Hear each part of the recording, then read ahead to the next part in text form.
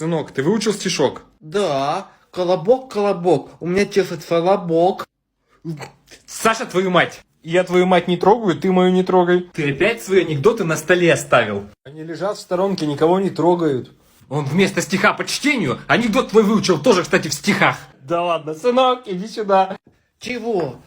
Давай, рассказывай. Продолжать или сначала? Да, давай сначала. Колобок, колобок, у меня чешется лобок. Фу. Ты, лисичка, не глусти, лучше жопой потряси. У тебя, у колобка, в штаны потянется лука. Молодец, 5. О, господи, позор-то какой. А там еще дальше есть. Завтра на уроке его расскажешь. Чего?